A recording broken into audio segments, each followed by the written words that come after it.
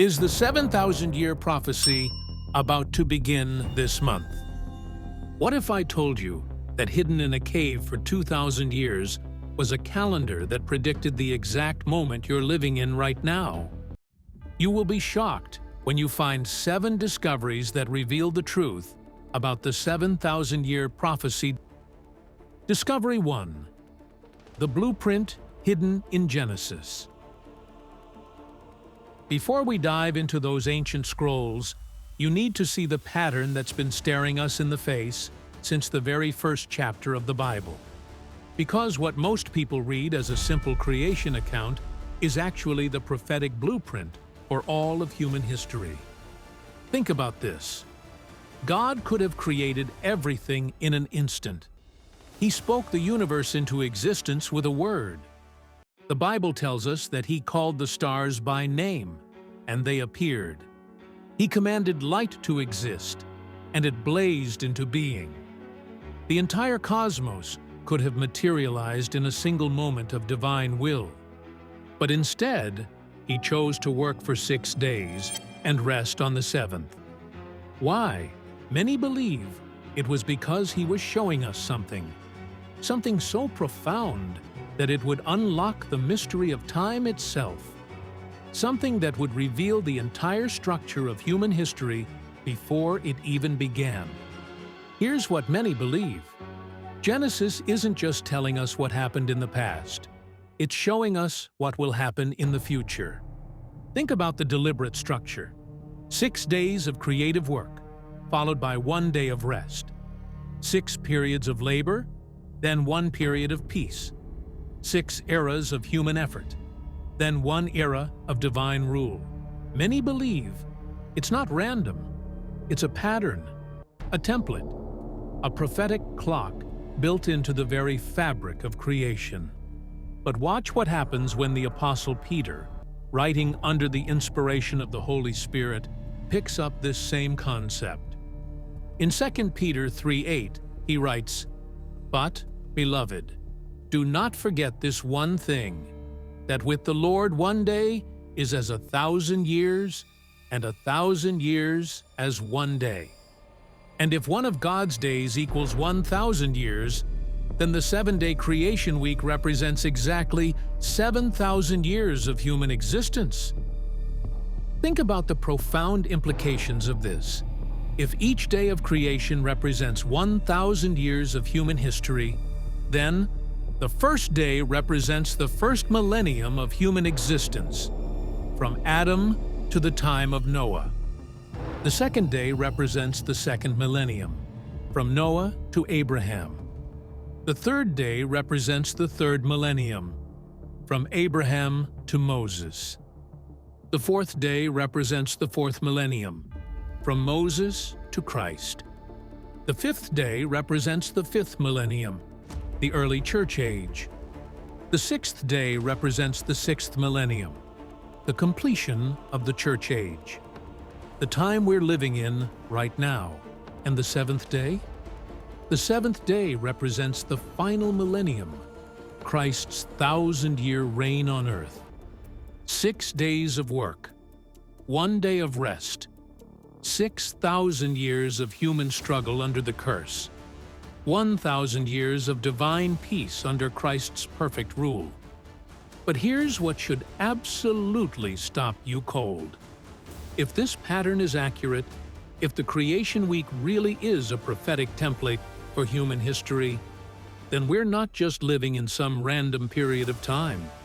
We're living at the very end of the 6th day, the final hours before the Sabbath rest begins. Do you understand what this means? According to this framework, human history as we know it, history marked by war, disease, death, suffering, and sin, is about to end. We're approaching the final Sabbath, the ultimate rest, the peace that God promised from the very beginning. But how do we know this isn't just theological speculation? How do we know the timing is really this precise? Because there were ancient scholars who understood this pattern, calculated it, and proved its accuracy by successfully predicting the most important event in human history. the first coming of the Messiah. Discovery 2. The ancient timeline of the Essenes. Let me take you back to a community of people who lived in the desert 2,000 years ago. They weren't casual believers. They weren't Sunday morning Christians. And what they discovered about God's prophetic timeline will absolutely stagger you. Picture their community. Hundreds of men living in caves and simple stone buildings scattered across the cliffs of Qumran, overlooking the Dead Sea. This wasn't a comfortable life. Comfort was non-existent. But they weren't there for comfort. They were there for truth. They brought with them ancient texts, genealogical records, astronomical knowledge, and mathematical precision that would rival any modern research institution. You see, the Essenes believed that God had encoded the secret of prophetic timing into the very structure of their calendar. And at the heart of this system were cycles within cycles, patterns that revealed when the most significant events in history would occur. They started with something every faithful Jew understood: the Shemitah cycle. According to Leviticus 25:3-4, God commanded, 6 years you shall sow your field, and 6 years you shall prune your vineyard and gather its fruit.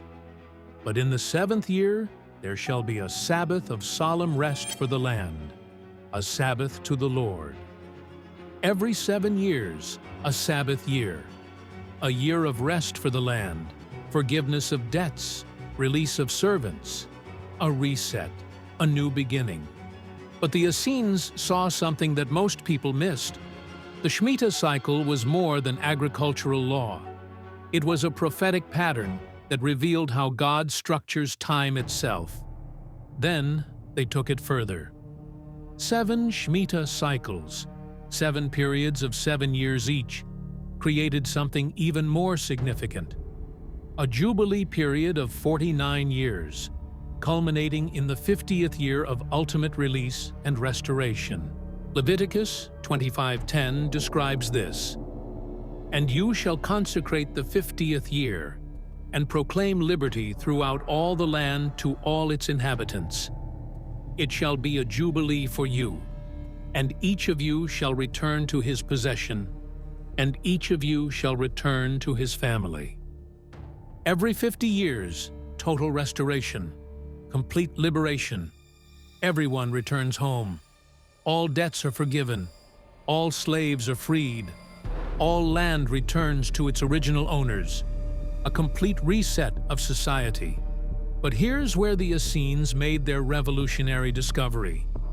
They realized that certain Jubilee cycles, specific ones that could be calculated in advance, would mark the most earth-shattering events in all of human history, including both the first arrival of the Messiah and his return.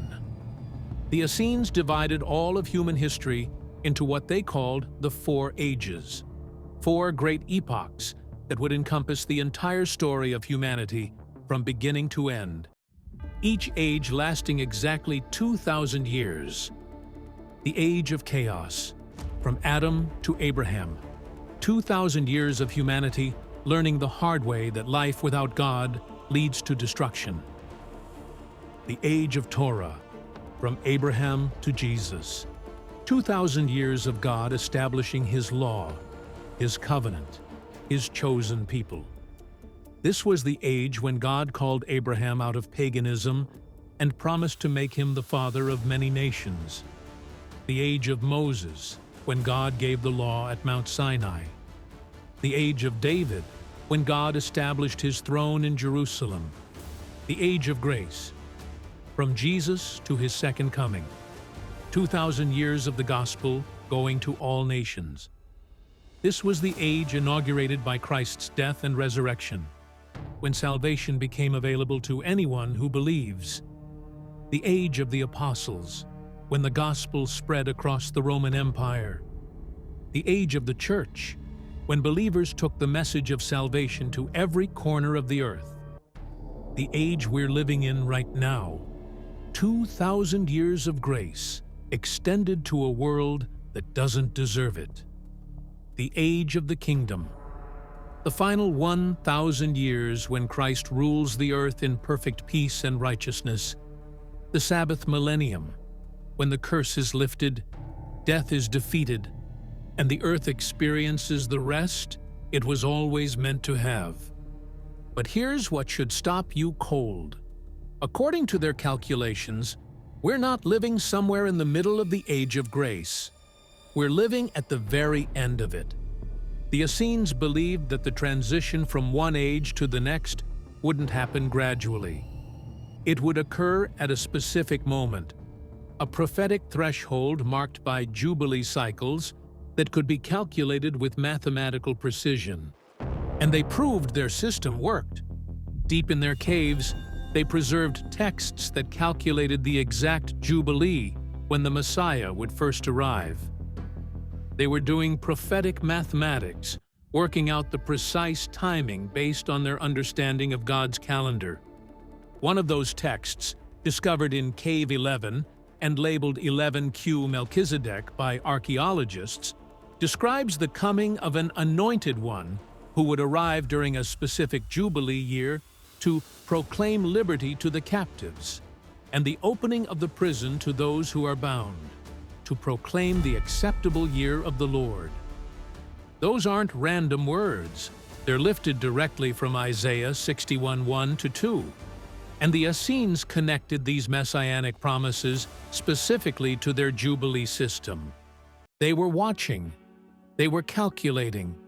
They were waiting for the exact jubilee when prophecy would be fulfilled. And then it happened. About 100 years after 11Q Melchizedek was written, a carpenter's son from Nazareth walked into a synagogue, opened the scroll of Isaiah, and read those exact words. "The Spirit of the Lord is upon me, because He has anointed me to preach the gospel to the poor.